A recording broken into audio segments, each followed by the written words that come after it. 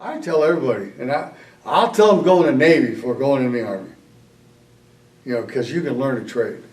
You don't have to become an, I mean, even if you became an electronic technician and stuff like that, even working on the airplanes, a lot of them go right back into the civilian world. That's why I became an electrician. And my recruiter told me what to expect. And he was right, he never lied. But there's a lot of people that their recruiters lied to them. And like I said, I'm 69 years old, just turned, and I miss it now, I do. Whether I should have re-upped, I don't know. I'm glad I stayed in reserves because, well, they got me an extra vacation too from work, because they had to let me go. I had fun in reserves, a lot better.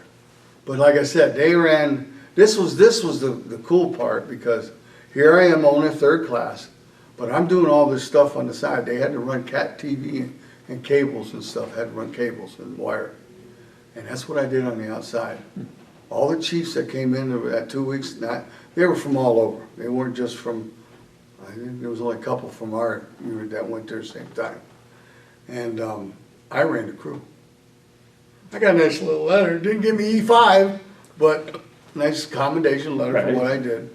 And I still got that. I used that for if I was looking for jobs and stuff. So, but I started as an electrician, learned most of it there, and everything basically I learned from then on. I mean, I went to schools, went to programming and all this other stuff, and construction. I learned from an old man on how to do conduit. Different ways of using a whole stick and bending it with all the bends and making it in that one place instead of having used 2 or 3 places. And that was my forte. I mean, every time I went to a job, I was doing that until I finally got down, like with the switchgear and stuff. I was running I'd go into manholes with a fitter. We put in the cable trays for all the big wire.